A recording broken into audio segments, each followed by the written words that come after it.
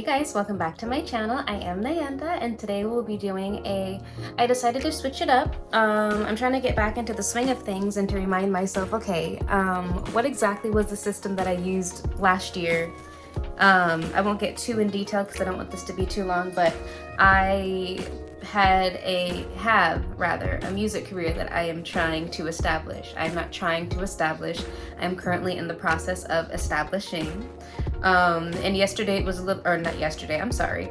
Last year it was a little too early in the process for me to juggle both this and that. So now that I've kind of found a middle point, it's a lot easier for me to be able to balance everything out because I was getting really overwhelmed with everything that I had to get done. And then of course, you know, when you start any sort of passion project, you have your own insecurities that start coming through and what exactly is it that I want to do and who am I really? So, I was just going through a lot, and then we had some losses in the family, and it's been a lot of stuff that's been happening all at once, but I finally reached a point of balance where it's like, okay, now I can actually plant something and help take care of it for it to grow. So I am back, and I'm back for good now. I hope that you guys are still with me, but I will be doing this regularly from this point forward.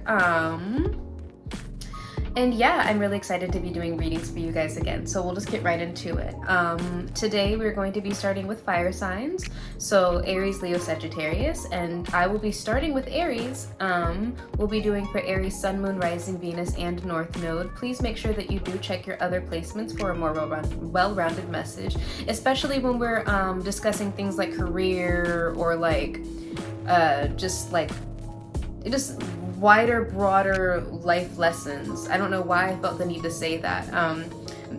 Make sure that when it comes to like any sort of like development project or passion project or destiny points that you are checking your North Node. That is of utmost importance. So we're gonna get right into it. So I'm going to start with, I keep hearing something about a love message, Aries. Some of you guys might be interested to see what's going on with love, and I will get into that. We're going to be doing career, finance, and then I think that we're going to hit love toward the end. So what message do we have? What is the overall energy, rather, for Aries in the month of September?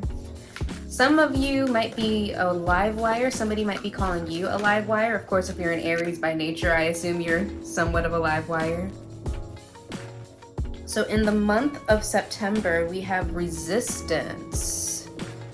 The energy of resistance. Some of you guys could be dealing with a Capricorn. I see Saturn present here. And then we have fearless love. That's probably why you wanted to know about love, right, Aries? If you are here for love, we do have Oshun, fearless love down here. So there could be the energy in the month of September of you fighting things or learning to no longer fight things that you truly want. Here's a fun fact.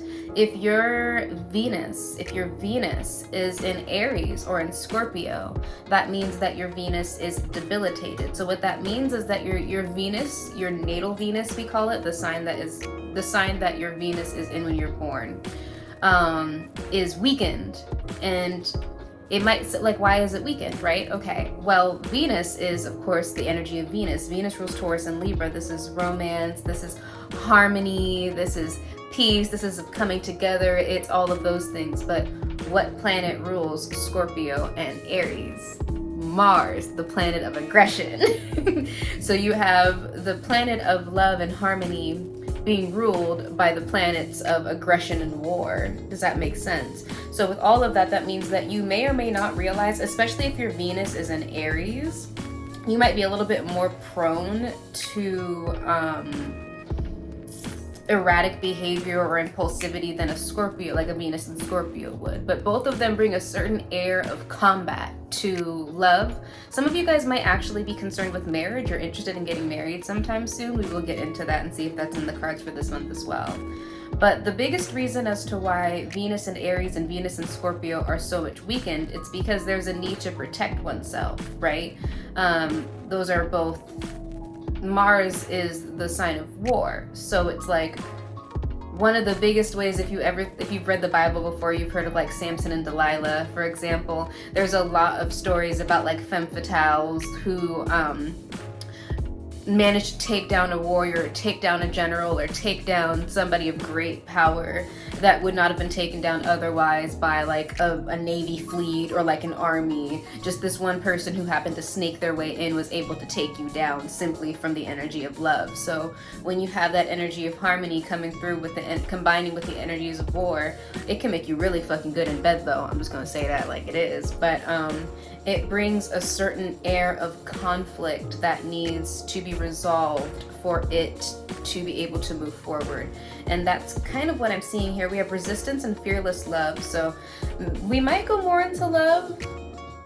It really depends. I do want to try to get a career and finance message out here for you, Aries, and then we'll get into love after that. And then of course, depending on how long we go, because of course we know love readings take a little bit longer, I'll go ahead and meet you into the extended reading and then we'll take it from there. Okay, so let's get right into it, Aries. So let's see. We're gonna pull out my Seasons of the Witch Beltane Oracle and see what we get from that. So what messages do we have for Aries for the month of September? Aries, I'm hearing watch your back, or maybe you feel the need to watch your back. I don't know what's going on in your life, Aries. It's okay. I kept hearing Aries, fairies. Some of you guys might be into fairies. Some of you guys might call yourself a fairy, feel like a fairy. You might feel like somebody that you're connecting with is like a fairy. Tinkerbell specifically, we have the goat here, so once again I'm getting kind of like a Capricorn energy. Oh, and the Fae. What did I say? I just said that. That's so funny. And then we have sex magic at the bottom. Aries. Okay. So there's something that you are needing to attend to, Aries. Something that you really want, but you're resisting it because you're afraid, because you're not sure how it's going to work out for you. It may be an entirely new experience. This could, like, if we're talking about love, this could be an entirely new type of person, different type of personality. Like maybe you've been used to the same kinds of relationships in the past, and then this person either doesn't react to things the same way that you do, they don't view the world the same way that you do, they don't view love and relationships the same way that you do. But I don't get that that's a bad thing, because like I said, we have fearless love here at the bottom, which is also underneath that divine lineage. So for some of you guys, and I use this phrase very lightly because I feel like, of course, social media has its ups and downs, but I feel like too many people have gotten into this and have kind of, for lack of better terms, kind of bastardized it. But some of you guys might have actually met or might be meeting your divine counterpart. This could also be referred to as a twin flame, a divine consort. I'll make a different video about that. Believe it or not, that's a big part of my journey in this lifetime. So I'll be able to explain more on that maybe in a different video when I get more information. I do have a lot, it's just I don't want to get into it right here. But the thing about this, if this is going to turn into a love reading, Aries, I might have to give you a separate, I'm feeling it here. And because I feel it coming, I don't want to try to force the reading to go somewhere where it's not flowing, okay? But long story short, some of you guys may be meeting your divine consort, your divine counterpart in the month of September, which, congratulations! Also, you know, gird your loins, because, or maybe you've already met your divine counterpart and there is some sort of resistance, or you are feeling a little bit afraid, or there's just something about, some of you guys are horny as hell for this person though, I will say that. Some of you guys might even be thinking about procreating with this individual, because underneath sex magic we have this card right here. So it's like you might have met somebody that you feel like you can start a family with and settle down with, but there is a resistance. And the resistance I'm kind of getting might actually be manifesting from your side, Aries. So like I said, especially if your Venus is in Aries or Venus in Scorpio, I want you to listen to what I'm telling you. There is a certain level of aggression and competition that you may not even realize you bring into the romantic sphere that is actually counter or contradictory to what it is that you say that you want, or counterintuitive to the individuals that you will connect with that do not have that type of placement or that type of energy. So if you constantly feel like when you're with somebody you feel the need to protect yourself from them as opposed to the need to open up to them, it's kind of that kind of energy as well, right? But you need to take action to be able to fertilize and to take care of and to grow the situation. And that's only going to happen if you can open up romantically, Aries, if you can open up your heart and drop your guard, okay? So with the Fae card here, who got the Fae? A lot of cards got the Fae. I feel like Cancer had the Fae, and I feel like maybe Taurus had the Fae. But the Fae card essentially is talking about how lots of people perceive the Fae, which is an entire realm of creatures. It's not just fairies or sprites. Regard them as black or white. Like either you're totally loving, playful, la la la, or you're like evil, mischievous, I can't trust you. And it's because the Fae are exactly that. They're the Fae.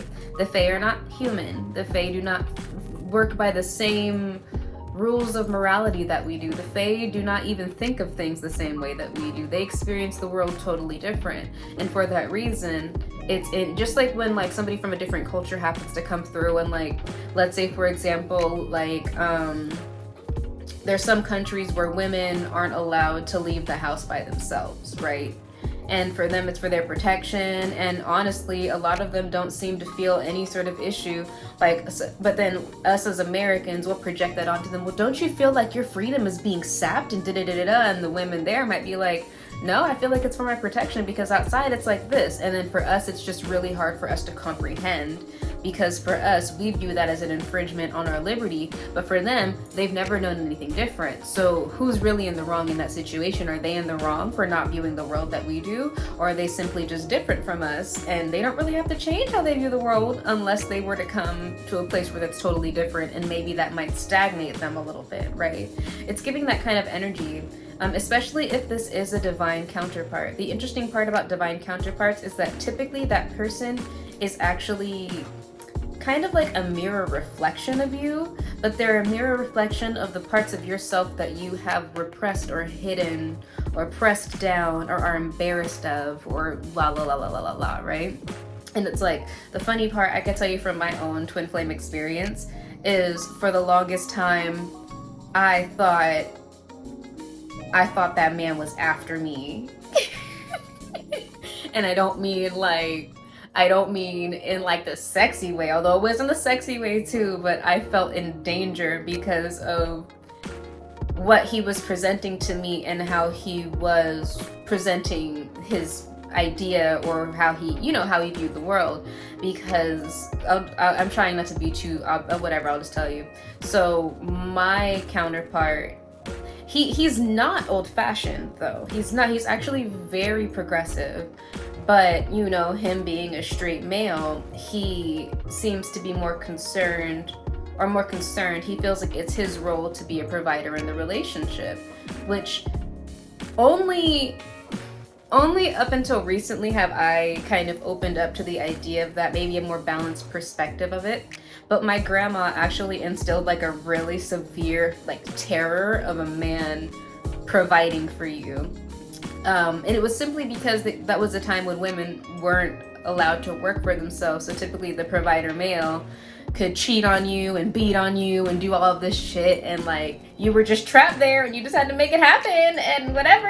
It is what it is, and you couldn't complain because at least you had a roof over your head. So what ended up happening with my grandma, not to give you guys, I don't like oversharing, but my grandma, my great grandfather actually left my grandma for another woman and totally left her high and dry. And it was like he didn't send any money back home for her and the kids that he had with her. He was in the military and he just kind of left, and then he just never came back. And when he married my grandmother, she was like significantly younger than him. So she had to kind of get it from the mud and work from the ground up. And there was a lot of resentment and pain that was there. And then of course, because that kind of trickled down into men not being providers in my family, or men not being reliable in my family, there was this really strong mentality in my family of make it happen on your own so that nobody could take it from you, right? And what was funny is that when my twin came around, and he wasn't like shoving it down my throat. Like, I want to make that abundantly clear before anybody goes like overdrive on the shit, like, oh well, no, be quiet. He was not shoving it down my throat. it was just, he had kind of mentioned it in passing, and I was like, whoa, I don't know about that. But it was more so because it triggered something in me, because on top of that, I began to realize only recently, I've also never even had like an adult figure, like a parent that I've been able to rely on emotionally, financially, anything like that. I've always kind of been on my own. So it's like the idea of actually relying on somebody to help me was scary for me, although it's something that, which is funny enough, something that I've always really craved, is somebody to show up for me and to actually help, not just help me, because I don't need you to take care of me, and that was another thing, but we're not going to get into that, but to just be another pillar there that I could count on. And I've not really experienced that. I have experienced it though, but I've not experienced it like in every way. You know, like as I grow, I start to meet more people that I can rely on to a certain degree, but to be able to rely on them in terms of surviving in this world, in terms of knowing that I can, you know, turn my back and trust you and all of that, I never experienced that before. And to me, automatically, I had these outdated ideas in my head of, okay, well, as toxic as this sounds, if you want to do that for me, then clearly you want to take over my life, and I don't want that. So let me get to know you first and make sure that you're not trying to take over my life, because I still need my freedom. And it was so funny because I actually don't know. Like, I don't know, especially when it comes to him. We talk about the Fae card, right? There was a lot of assumptions that I made about him from past experiences with other men, and how I was raised to view the world and interact with men, or to perceive men, and all of that, where I was looking at a lot of his behaviors and what he was saying in a totally different light than what he actually meant them by. And I think that went both ways. So, but it came after being triggered and making the assumption or jumping to the conclusion, and then coming back or opening up and communicating, that you realize like, oh shit, okay, you didn't mean any harm by that.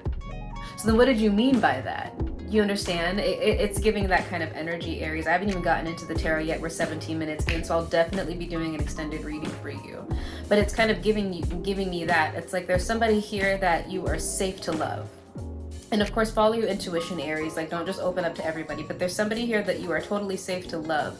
But maybe you have not experienced a healthy relationship before in your life. So it's scaring you, because sometimes you might get into the habit of like getting safe or feeling safe in that combative mode, or feeling safe in that tit for tat bullshit. Because another thing that comes with that tit for tat and those unhealthy dynamics, Aries, is that you can leave whenever you want. You just know this motherfucker, they gonna fuck up, and then you can leave, and then you're gone, start all over again, rip off the band-aid, we're done here, I get my freedom back. But the biggest part about that is that there's also a notion of wanting to maintain that freedom, which really, what is freedom ultimately to you? And that's where all of these outdated ideas and am I functioning from a wounded perspective and all of that comes up to play when anybody meets a healthy partner in general, but especially when you meet, if you're part of this path, a divine consort or a twin flame or something like that, because this person will, without even trying, trigger those outdated or unhealed, unevolved is what I like to say, those unevolved notions, and force you to challenge them, which is the reason why a lot of twin flames don't end up together, because most people, I'm just gonna say my perception, most people don't even like to look at themselves by themselves, much less have somebody else make them look at themselves. And I want to make this abundantly clear, a twin flame connection is not supposed to be toxic by nature. It will trigger you, yes. It's very challenging, yes. But this is not something that is by any means abusive. Does that make sense? And if it is a little abusive, the person, and take this with a grain, I feel like I shouldn't say this, but take this with a grain of salt, because I know what I mean. If this person had abusive tendencies in the past and they happen to bring that into the relationship, typically they'll change it. Does that make sense? So I can't speak for everybody's twin flame experience, because there are toxic twin flame dynamics, but more often than not, the twin flame is not here to purposefully trigger and fight with you. The twin flame is typically here to help trigger your growth, almost to a more accelerated rate, but it's going to make you uncomfortable and make you kind of act out. So it's whatever, it is what it is. But anyways, I said what I had to say. We're gonna get into the tarot. Just let me get some water real fast.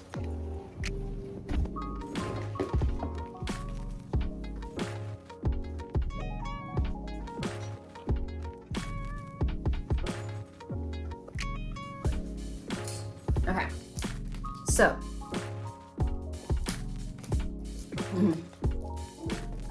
we're gonna get right into it, Aries. Okay, so I also wanted to say that the North Node is currently like collectively in Aries, so everybody's experiencing the North Node in Aries right now. So yeah, there's that. All right. One day I'll explain more of what that means. So what message do we have for Aries in the month of September? Let's expound on this topic, please, Spirit. Somebody might like to wear a lot of hats.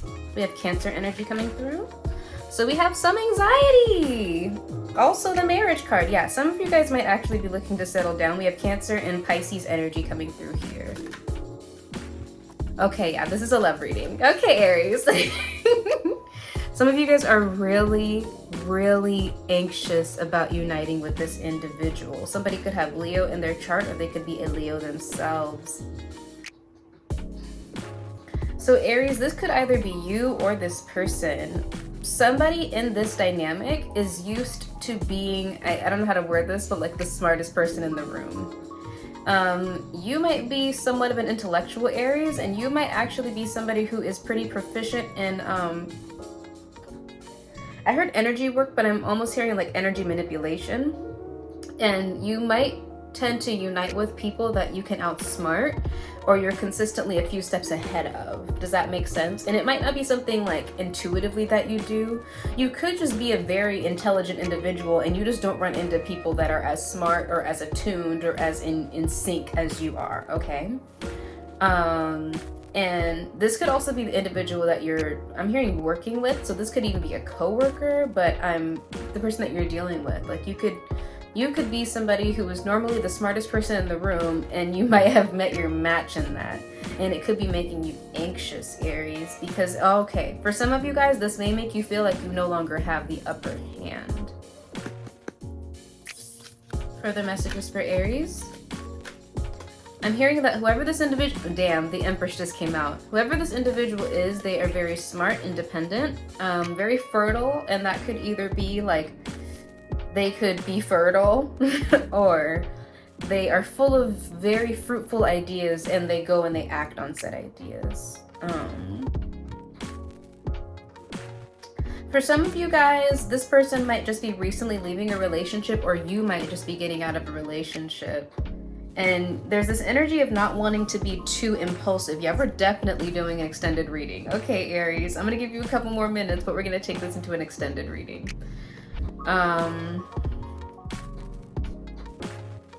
Yeah, I'm hearing stands on their own 2 feet. You could be either with a Taurus or a Libra.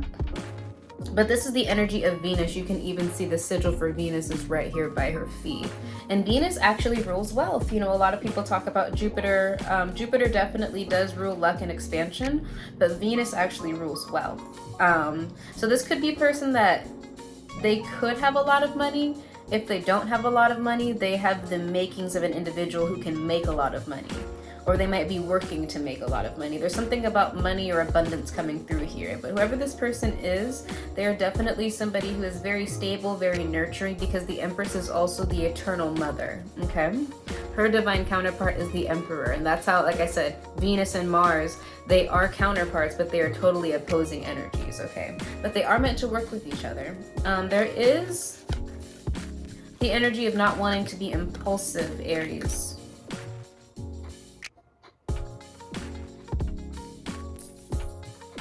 Yeah, so this person could be going through some sort of financial issue right now.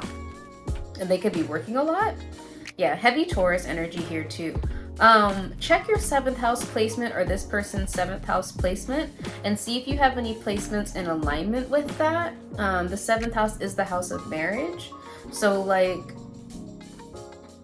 for example, if this person, like if their North Node is in your 7th house, for example, or like their Saturn is in your 7th house, their Juno is in your 7th house,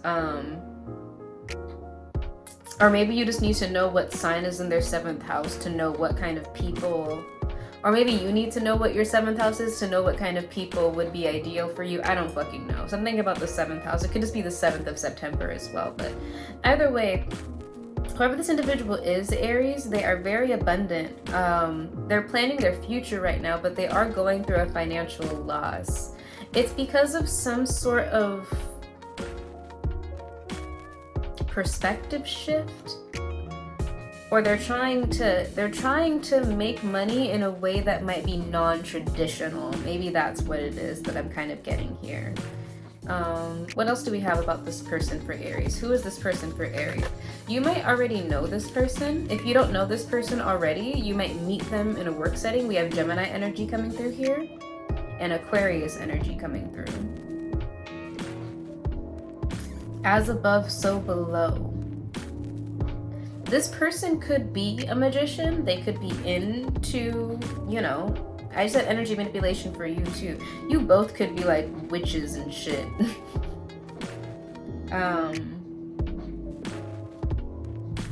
Some of you guys, this person, you guys may have, because it's in between the Two of Cups and the Empress, you might have manifested this person in your life, or you guys might have manifested each other.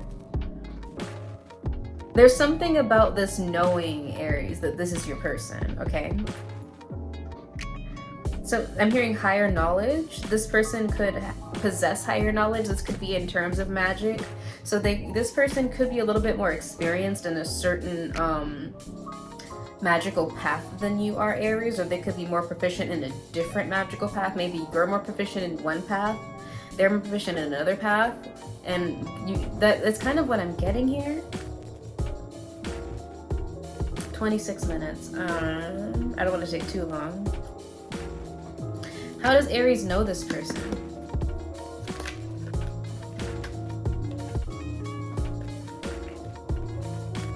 Oh shit. For some of you guys, Aries, you might have had feelings for this person for a really long time. Maybe you guys weren't seeing eye to eye at one point in time. You've always had feelings for this person, Aries, but there's been some sort of indecisiveness either on your end or on their end. There's a lot of love though, Aries. Okay, how does this person feel about Aries? In the extended, we're gonna go into, In the extended, we're gonna go into how you met this person, how this person feels about you, how you feel about them, what's happened between the two of you. And maybe we can even go into what's destined to happen between the two of you, because there's this air of destiny in this reading, Aries. But either way, you might have met them when they were not in their power, maybe. Or maybe they weren't doing the best, like mentally or financially. Maybe it seemed like they were giving up on their, they have Capricorn energy coming through with the Devil. Maybe they were struggling with, for some of you, I'm hearing a disease. For others of you, it's like they were struggling with mental health issues, or they were struggling with obsessive thinking, addictions, or something like that. They weren't in their power when you met them, Aries. And it's like maybe you tried to reach out to them in the past and they rejected you. Oh yeah, we're definitely gonna get into this in the extended reading, because we're at 28 minutes right now, Aries. I'm gonna get into this. I'm excited about this.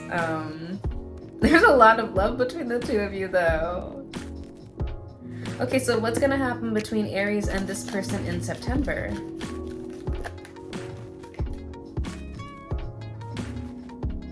We have Leo, Scorpio, and Pisces coming through here. I'm hearing something about negligence, Aries. Clarity on the Sun reversed. I'm hearing On the Radar by Drizzy Drake. I'm hearing fool me once, that's fine, but you will look, fool you once, that's fine, but you'll look dumb if you let them repeat it twice. So you have a history with this person, Aries. Maybe they might have betrayed you, or you may have betrayed them. Something happened between you and this person, Aries. But there's a transformation that's happening right now.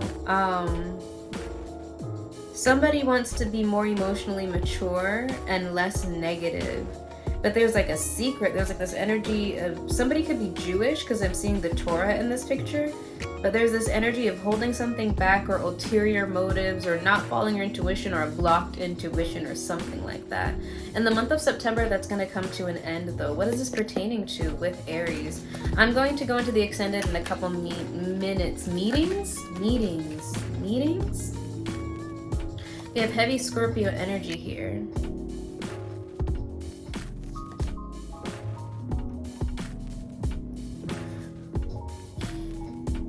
There's a storyline unraveling here, Aries. There's some sort of isolation. Something sudden is going to happen that's going to either end in isolation or end... I'm hearing somebody got backstabbed, or there was a backstabbing. There's something sudden that's going to happen. It could lead to a financial loss. So something sudden could happen, or maybe... something sudden may have happened in the past, like, that led to you or this person losing something, Aries. And I'm hearing something about symbols. So it's like whoever this individual is...